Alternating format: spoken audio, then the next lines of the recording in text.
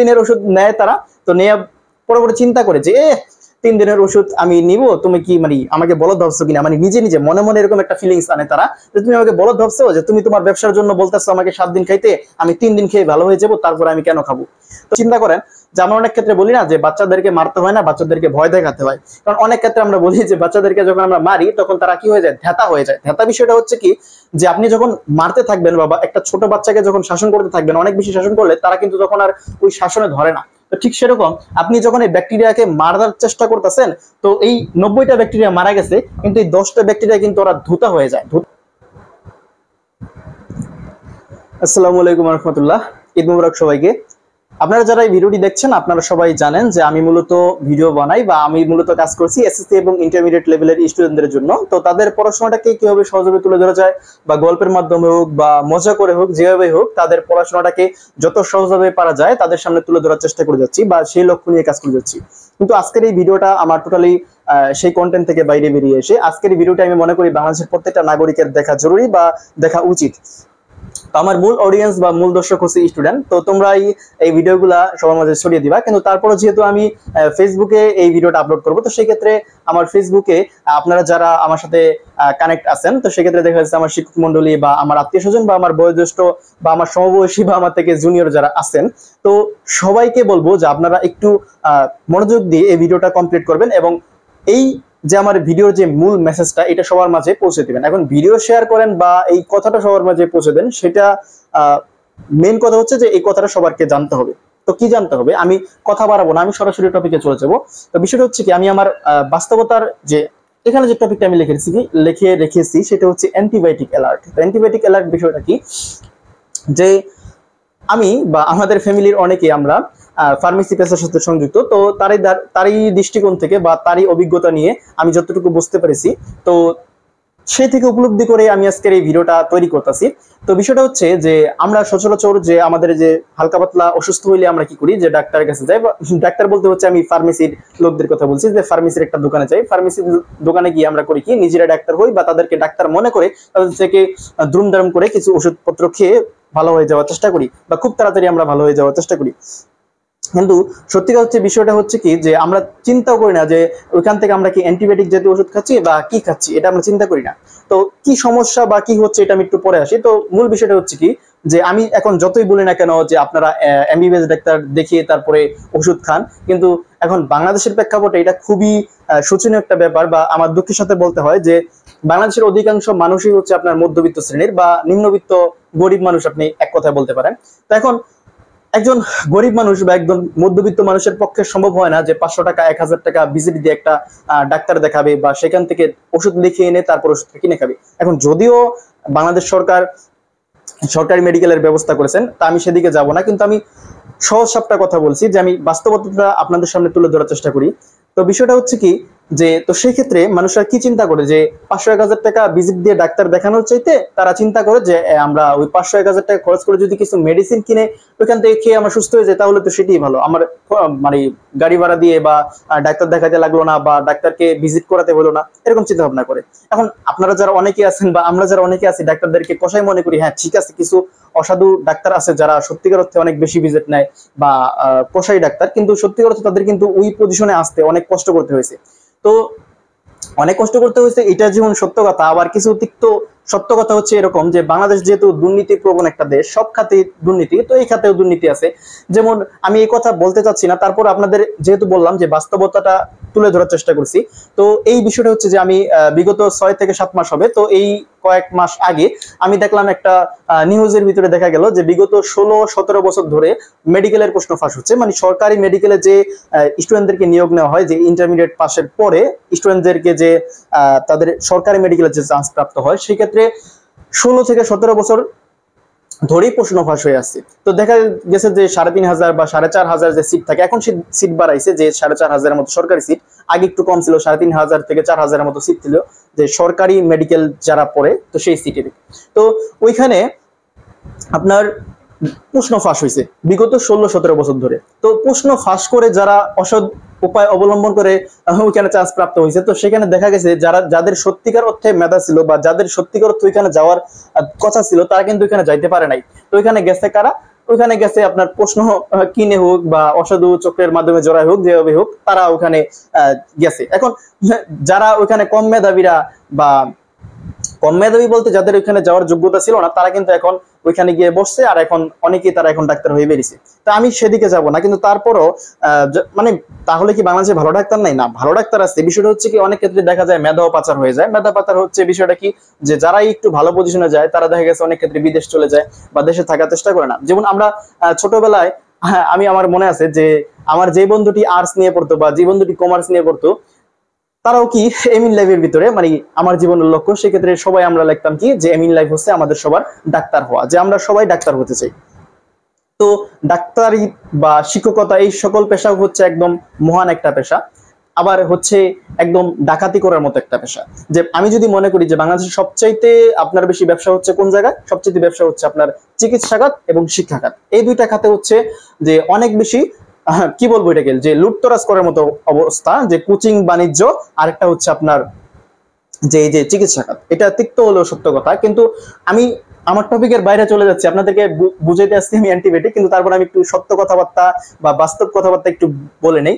তো এখন কথা হচ্ছে কি, যে তো সেই ক্ষেত্রে আমাদের যে সাধারণ পাবলিক বা আমরা যারা গরিব আছি বা আমরা যারা মধ্যবিত্ত আছি, তো আমাদের কিন্তু ভিজিট করে বা ডাক্তার থেকে একটা প্রেসক্রিপশন করিয়ে এনে তারপরে ওই টাকা দিয়ে আমরা ওষুধ কিনে খাবো, এরকম সামর্থ্য হয় না। বা অনেক ক্ষেত্রেই আমাদের দেখা যায় যে অনেক ক্ষেত্রে আমরা গাফিলতি করি, যে টাকা পয়সা বা সামর্থ্য থাকলেও আমরা করি কি, যে সেক্ষেত্রে ডাক্তার দেখিয়ে এনে বা একজন অভিজ্ঞ ডাক্তার থেকে আমরা কিন্তু প্রেসক্রিপশন করায় আনি, তারপরে অ্যান্টিবায়োটিকটা সেবন করি না। আমরা করি কি, দ্রুম দারুম করেই মানে কি বলবো, যে উলট পালট করে আমরা অ্যান্টিবায়োটিক সেবন করি। তো সেক্ষেত্রে দেখা গেছে সব ফার্মাসিস্ট বা সবার কিন্তু দোষ না। বিষয় হচ্ছে কিছু কিছু ফার্মাসিস্ট আছে, তারা এরকমটা অনেকে বলে যে এরকম এক ডোজ ট্যাবলেট খান আপনি ভালো হয়ে যাবেন, বা এরকম 3টা ট্যাবলেট খান আপনি ভালো হয়ে যাবেন। কিন্তু আমরা যেটা মানে আমরা যারা বা আমরা অনেকেই যারা আছি, যারা আমরা চেষ্টা করি যে রোগীদেরকে সর্বোচ্চ সম্ভব বুঝাইতে যে আপনারা এই ট্যাবলেটটা 7 দিন খাবেন, বা একটা নির্দিষ্ট পরিমাণ যে কোর্স থাকে যতটুকু, ওই অনুযায়ী দেওয়ার চেষ্টা করি। কিন্তু তারপরে দেখা যায় কি, যে আপনারা যারা আমাদের কাছে ওষুধ নিতে আসেন বা অন্যান্য জায়গায়, বাংলাদেশের যে বাংলাদেশ বিস্তৃত জনগোষ্ঠীর একটা দেশ, তো সেক্ষেত্রে আপনারা করেন কি, যে ফার্মেসি লোকদের বলেন যে আচ্ছা দেন আপনি 7 দিন তো খেতে হবে, আপনি আপনাকে 3 দিনের দেন। তো 3 দিনের ওষুধ নেয় তারা। তো নেওয়া পরে চিন্তা করে যে 3 দিনের ওষুধ আমি নিব, তুমি কি মানে আমাকে বলদ ভাবছো কিনা, মানে নিজে নিজে মনে মনে এরকম একটা ফিলিংস আনে তারা, যে তুমি আমাকে বলদ ভাবছো, যে তুমি তোমার ব্যবসার জন্য বলতেছো আমাকে 7 দিন খাইতে, আমি 3 দিন খেয়ে ভালো হয়ে যাবো, তারপর আমি কেন খাবো?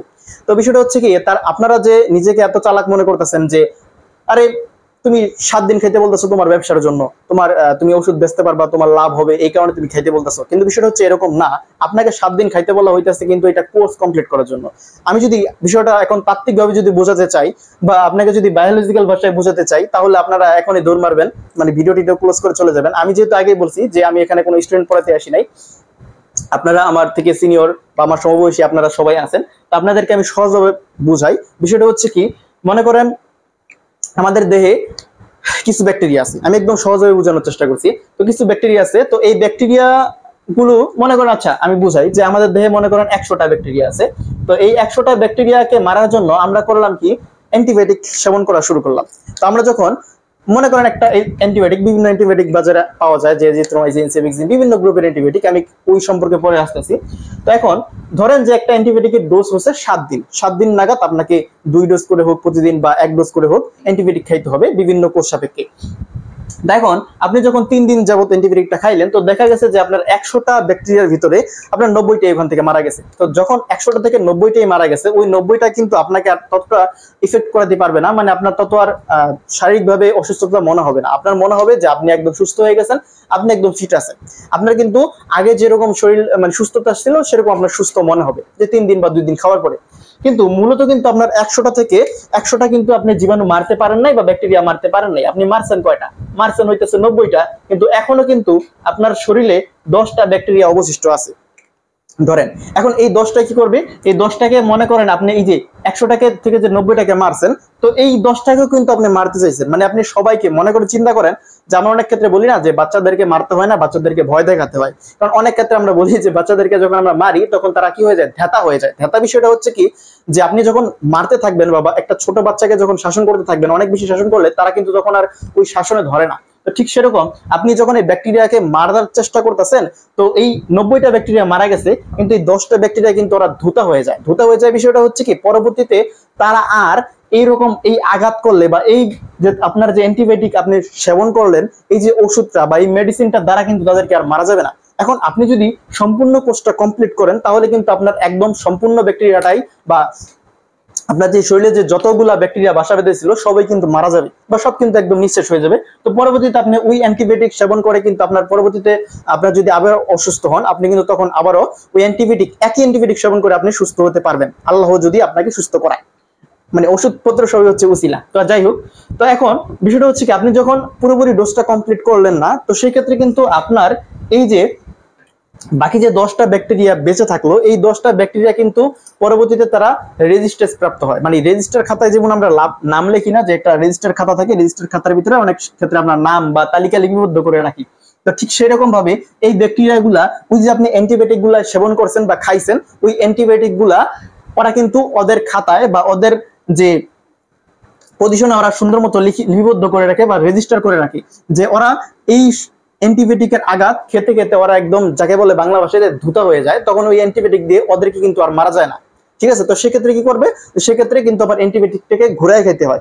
এখন আমাদের দেশে বা এই বিশ্বব্যাপী যত অ্যান্টিবায়োটিক আবিষ্কৃত হয়েছে, এখন দেখা গেছে যে অনেক ক্ষেত্রে দেখা যায় যে ছোট বাচ্চা হইতে শুরু করে বড় মানুষ পর্যন্ত, যে আমি যেটা বললাম যে সাম্প্রতিক একটা রিপোর্ট বের হয়েছে, তো সেখানে দেখা গেছে যে মানুষের যে একটা রিপোর্ট, যেমন আপনি মনে করেন যে এভাবে বিভিন্ন অ্যান্টিবায়োটিক আছে এখানে, তো অ্যান্টিবায়োটিক এখানে যদি আমি বলি যে আর মানে হচ্ছে যে রেজিস্ট্যান্স প্রাপ্ত হয়ে গেছে, আর এস মানে হচ্ছে ধরেন যে সেনসিটিভ।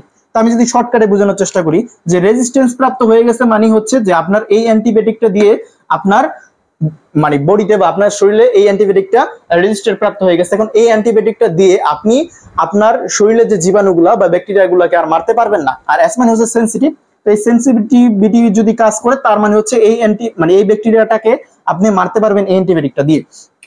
দেখুন, আমরা যখন ছোটবেলা থেকেই একটার পর একটা না জেনে উল্টাপাল্টা ভাবে এরকম অ্যান্টিবায়োটিক সেবন করতে থাকি, তখন কি হয়, তখন বিষয়টা হচ্ছে আমাদের এভাবে অ্যান্টিবায়োটিক রেজিস্টার প্রাপ্ত হইতে থাকে। আর সেই ক্ষেত্রে ওই একই অ্যান্টিবায়োটিক দ্বারা পরবর্তীতে কিন্তু আমাদের আর রোগ বালাই ভালো হয় না। তো সেক্ষেত্রে হয় কি, যে একটা একটা করে অ্যান্টিবায়োটিক রেজিস্টার হয়, তখন কিন্তু যে স্বাভাবিক একদম যে কমন একটা রোগ, যে আগের দিনে যেমন আপনার মানুষ মারা যেত যে সাধারণ সাধারণ রোগ, যেমন কলেরা ডায়রিয়া এই সকল রোগে, কিন্তু ভবিষ্যতে দেখা যাবে মানুষ একদম ঠান্ডা সর্দি এই রোগেও কিন্তু মানুষ মারা যাবে, যেটা কিন্তু একদম কল্পনাতীত, কিন্তু এটাই কিন্তু হবে। বিষয়টা হচ্ছে কি, তখন আপনার ওই যে সাধারণ যে অ্যান্টিবায়োটিক গুলো আপনি খাইতেছেন, এই অ্যান্টিবায়োটিকে তখন আর আপনার কাজ করবে না। তখন সবার কাছে কি থাকবে, অ্যান্টিবায়োটিক থাকবে, ওষুধপত্র থাকবে, কিন্তু আপনাকে খাওয়াইলে কাজ হবে না, আপনি মারা যাবেন। তখন আপনারা অনেকে বলতে পারেন যে আচ্ছা তাহলে আমরা তো সচেতন, যে আমরা তো এখন বুঝে গেছি যে আচ্ছা তাহলে অ্যান্টিবায়োটিক কি করতে হবে, কোর্স মতো খাইতে হবে, যে যেইভাবে যে কোর্স থাকে কমপ্লিট আমাকে করতে হবে। তো সেক্ষেত্রে আপনারা করলেন কি, সচেতন হয়ে গেলেন, সচেতন হয়ে যে ঠিক আছে আমি আমার অ্যান্টিবায়োটিকের ডোজ কমপ্লিট করব।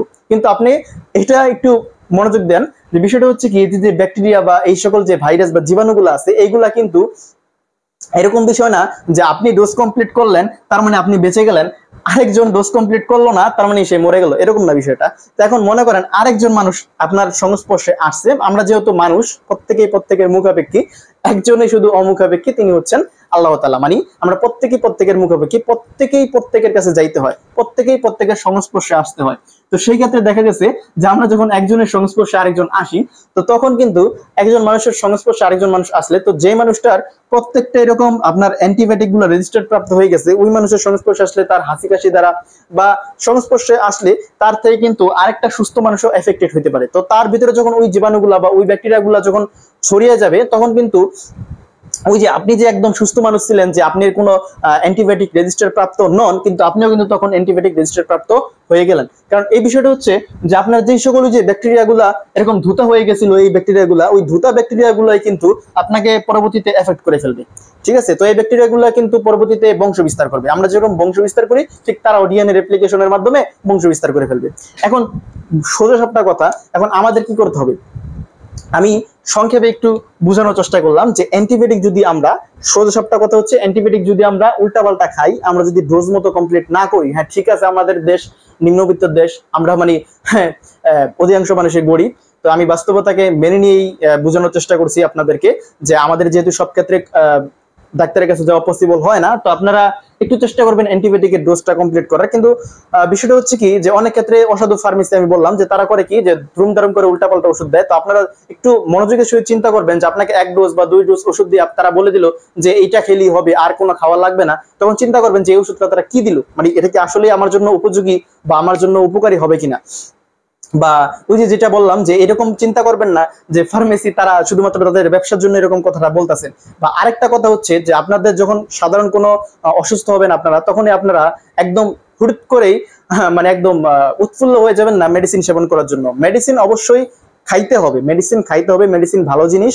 রোগ যখন আপনার মানে হয়ে যাবে, কিছু করার নাই, তখন আপনি ডোজ মতো কমপ্লিট করবেন, মেডিসিন নিবেন, অবশ্যই নিবেন। কিন্তু এই জন্য আপনারা ধুমধাম করে মেডিসিন নিবেন না। তো বিষয়টা হচ্ছে কি, এই কথাটা যখন আমি বললাম তো তখন মানে সাধারণ পাবলিক বা আপনারা যারা বুঝতে চান না, বা অনেকে আছে না যে একদম ঘাড়তারা, যে তাদেরকে বুঝাইলেও বুঝে না, তো বিষয়টা হচ্ছে তারা এরকম ভাবে নেয় যে তারাই বলে যে মেডিসিন বেশি খাওয়া ভালো না। এখন তারা এইটা বোঝে না যে একদিনের জ্বর আসলেই মেডিসিন খাওয়া ভালো না, তারা এইটা বুঝবে না। তারা মনে করবে যে একদিনের জ্বর আসছে আমি অ্যান্টিবায়োটিক খেয়ে ভালো হয়ে যাবো, ঠিক আছে। একদিনের জ্বর আসলে যে মেডিসিন নেওয়া ভালো না, এটা তারা বোঝে না। তারা বুঝে যে এক ডোজ 2 ডোজ কমপ্লিট করে, মানে 1 ডোজ 2 ডোজ খায় অ্যান্টিবায়োটিকটা, তারপরে তো করে কি তারা আর ওইটা কি গ্রহণ করে না। তারা করে কি তখন চিন্তা করে যে বেশি মেডিসিন নেওয়া ভালো না, মানে 1 ডোজ 2 ডোজ খাওয়ার পরে তারপরে বলে যে বেশি মেডিসিন নেওয়া ভালো না। তো বিষয়টা তো এরকম না। আপনার একটা জ্বর আসলে, স্বাভাবিক জ্বর আসলে 72 ঘন্টা পর্যন্ত, মানে 3 দিন পর্যন্ত ওয়েট করা উচিত যে আসলে আমার এই জ্বরটা কি ব্যাকটেরিয়া দ্বারা ইনফেক্টেড কিনা।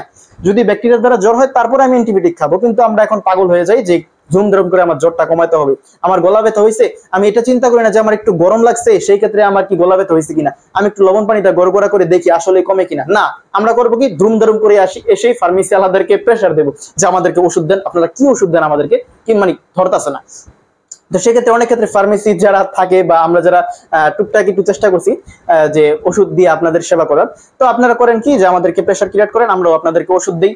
কিন্তু এখন কিছু অসাধু ব্যবসায়ী আছে যারা কিছু আপনাদেরকে ডোজ বুঝায় না। কিন্তু আপনারা তো সচেতন মানুষ, আপনাদেরকে আল্লাহ তাআলা একটু জ্ঞান বুদ্ধি দিয়েছে, আপনারা অবশ্যই একটু ডোজ কমপ্লিট করে ওষুধগুলো সেবন করার চেষ্টা করবেন। আর যেগুলো সাধারণ ট্যাবলেট আছে ওইগুলা কিন্তু আপনার অ্যান্টিবায়োটিক যদি না হয় ওইটার কোনো ডোজ নাই, ওই ক্ষেত্রে আপনারা প্রয়োজন হলে খাবেন, না হলে খাবেন না। কিন্তু এরকম কোনো বিষয় না যে ডোজ দু একটা খাইছি তারপরে চিন্তা করা যাবে না মেডিসিন নেওয়া ভালো না।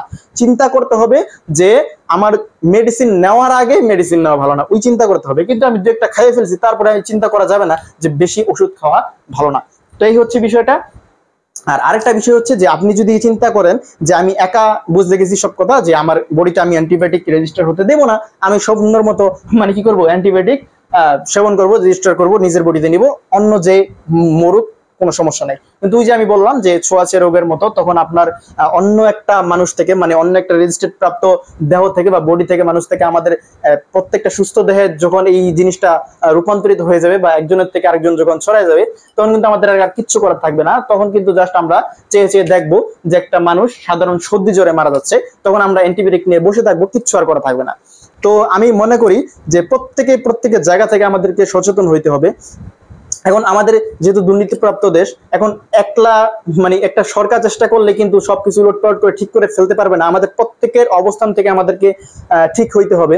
বা এখন ওই যে আমি যেটা বললাম যে এখন ডাক্তার ভালো না বাংলাদেশে, হ্যাঁ এটা মানা কথা যে বাংলাদেশে বেশি ডাক্তার ভালো না, মেধা পাচার হয়ে যায়, দুর্নীতি হয়, যাদের সত্যিকার অর্থে সরকারি মেডিকেল চান্স পাওয়ার কথা বা যাদের সত্যিকার অর্থে দেশীয় সম্পদ দিয়ে সরকারি ডাক্তার হওয়ার কথা তারা হয় না, বা যারা সত্যিকার অর্থে অনেক ডাক্তার আছে ভালো ডাক্তার, হ্যাঁ যারা গরিবের সেবা করে, হ্যাঁ ঠিক আছে, কিন্তু এটার সংখ্যা খুব কম। যে আমরা সবাই এমিন লাইফে লিখেছি ছোটবেলায় যে আমরা সবাই বড় হয়ে ডাক্তার হবো, ডাক্তার হয়ে বিনামূল্যে পেশেন্টদেরকে সেবা দেবো, কিন্তু আসলে কিন্তু একদম এটা কিন্তু এতটা সহজ কথা না।